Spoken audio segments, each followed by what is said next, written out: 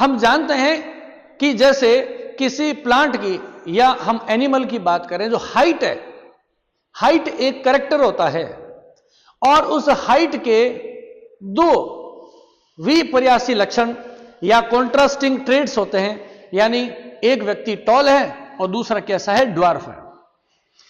एक कैरेक्टर के दो फॉर्म है, height is a character and the tallness and the dwarfness are the two different forms of that character.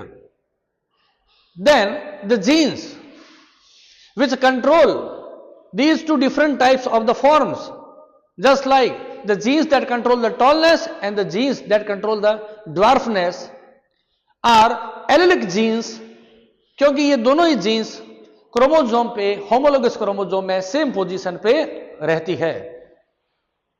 ऐसे jeans को हम बोलते हैं एलिलिक जीन्स कहते हैं। सरल भाषा में मैं कहूं तो एक ही कैरेक्टर के दो रूपों को कंट्रोल करने वाली जो जीन्स होती है वो क्या कहलाती है, एलिलिक जीन्स कहलाती है। अगर हम बात करें दो डिफरेंट कैरेक्टर है, हम मान लेते हैं कि एक में हम ये कह रहे हैं कि हाइट एक कैरेक्टर है, दूसरा हमने कहा कलर एक और कैरेक्टर है। दोनों कैरेक्टर डिफरेंट है। हाइट के दो फॉर्म्स है, टॉल एंड द ड्वार्फ, और कलर के मान लेते हैं दो है, व्हाइट एंड द ब्लैक। तो व्हाइट ब्लैक के साथ क्या है, एलिलिक है। टॉलनेस ड्वार्फनेस के साथ क्या, एलिलिक है।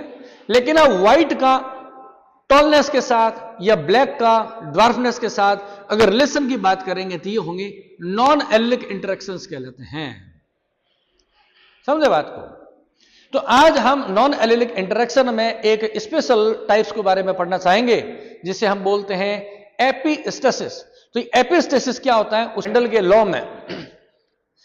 लॉ में आपने पढ़ा कि जब टॉल प्लांट का क्रॉस किसी ड्वार्फ प्लांट से कराते हैं तो F1 जनरेशन में टॉल प्लांट होता है। Such kind of interaction is called as the law of the dominance. Dominancy बोलते हैं हम उसको। डोमिनेंसी में एक जीन डोमिनेंट है, दूसरी रेसेसिव है। But important thing is these two genes are the allelic, or here I am talking about the interaction of the two non-allelic genes.